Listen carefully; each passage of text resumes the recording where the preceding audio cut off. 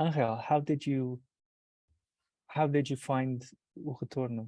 What's the story behind you finding it and then translating it? What's your relationship with this book? Well, Dulce found me.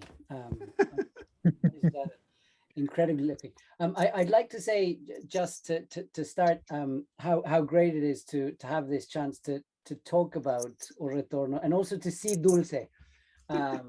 So thank you, PinT, for offering us this chance to talk. And I notice most people have their cameras off.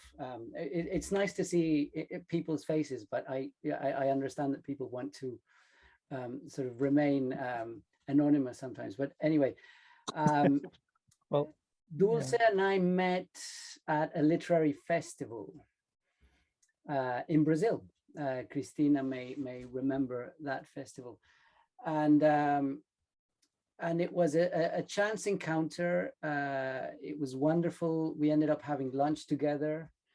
And Dulce, I was going through some souvenirs. So Dulce handed me a little sample translation, the first chapter of O Retorno, and she said, "Have you read my book?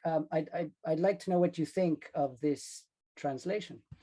And so I took that with me, and then I bought the book, and I read it, and I didn't just like the first chapter, but I loved the novel. And then I wrote a reader's report, just out of my own initiative, and sent it round to publishers I knew.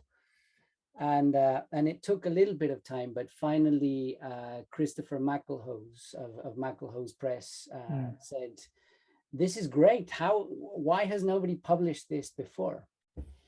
And then he commissioned me to start working on the book, and it was wonderful. A wonderful experience. I had worked on many short stories by Mexican authors, by Brazilian authors. This was my first full-length novel, and it was just wonderful to immerse myself in. And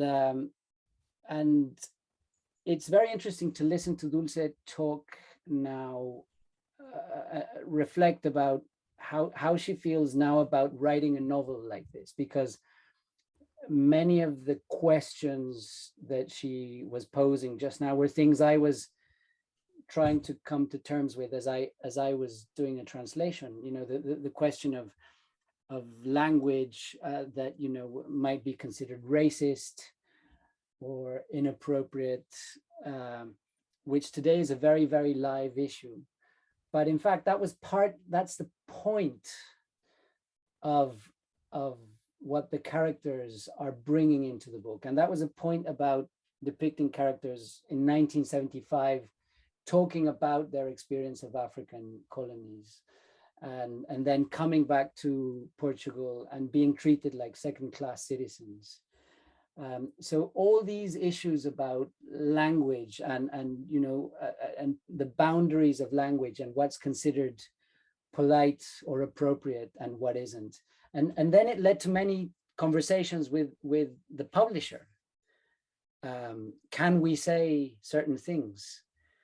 You know, publishers now have you know, their blanket bans on certain words. And so how do you get around language that is problematic?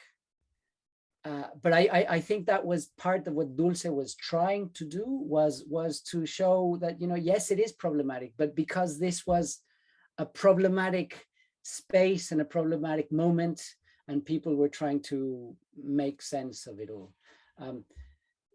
To me, I mean, I feel I've talked a lot, so happy to move on to other questions. But to me, one of the really interesting points was how Dulce incorporated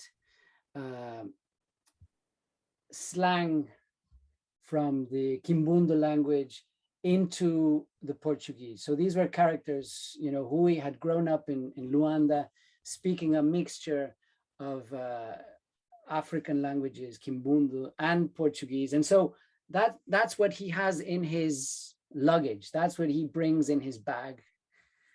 And but then how do you translate that into English for an English language readership? And so that to me was one of the really exciting challenges of the book. And the way I dealt with that was by not translating those bits. So